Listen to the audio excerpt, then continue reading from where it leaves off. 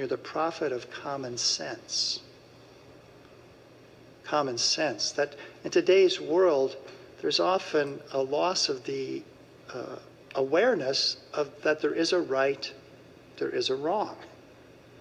It's not just anybody's, interpretation, anybody's ideas, but that there really is a right and a wrong, a moral goodness and a moral evil. And he quoted the letter that Martin Luther King Jr. wrote in a Birmingham jail here in Birmingham in 1963.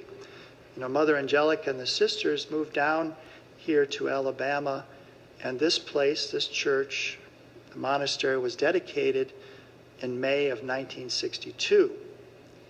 Well, King was put into the Birmingham jail in April of 1963. One of the reasons that Mother came here was especially to pray for the tensions going on at that time and to pray for the African American people. But in that jail, he quoted St. Thomas Aquinas. And here's what King wrote. He said, "How does one determine whether a law is just or unjust?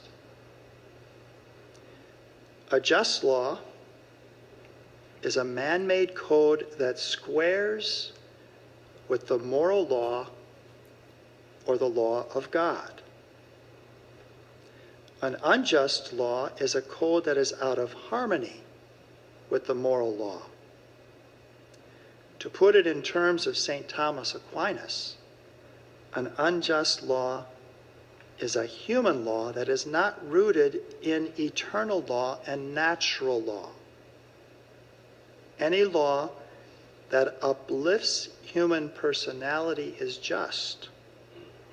Any law that degrades human personality is unjust."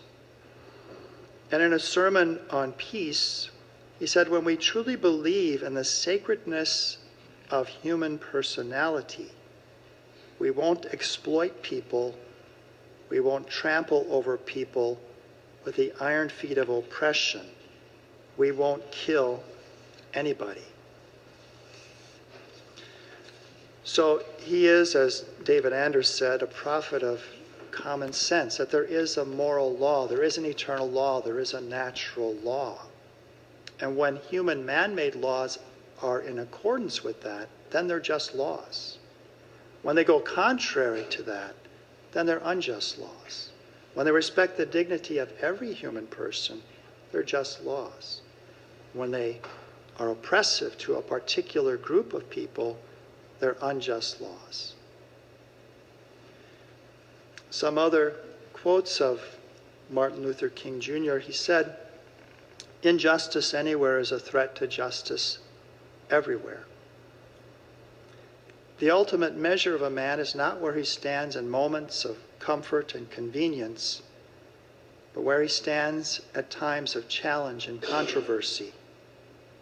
The true neighbor will risk his position, his prestige, and even his life for the welfare of others."